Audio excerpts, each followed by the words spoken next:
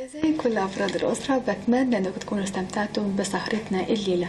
بالنسبة لغدا إن شاء الله الافتتاح في الساعة 10، ومن بين الفقرات اللي هتشاهدوها غدا على شاشة القناة الثانية في الساعة 3:05 بنقدم لحضراتكم تسجيل نهائي لبطولة نهائي مصر الدولية للرواد في التنس فردي للرجال.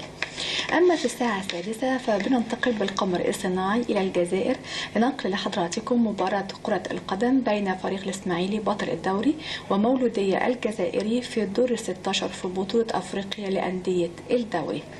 في الساعة 8:15 بنتابع مع الزميلة ميرفت سلامة والمخرج أحمد فتح الباب الجزء الثاني من الحديث اللي أجرته الزميلة ميرفت سلامة مع الفنان عزت العلايلي من خلال برنامج بدايتي.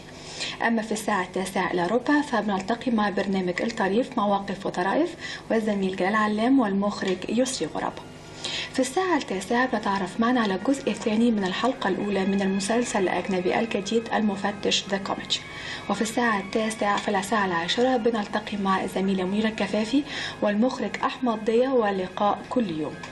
في الساعة 10:15 بنلتقي مع أسرة برنامج كلام من ذهب الزميل طارق علام والمخرج نبيل عبد النعيم، وبنلتقي مع سعداء الحظ اللي كسبوا جوائز من ذهب.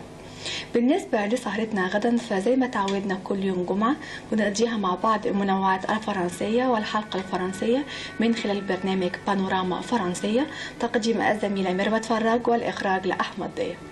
أطيب أمنياتي وأمنيات أسر القناة الثانية أنكم تستمتعوا إن شاء الله بفقرة الغد.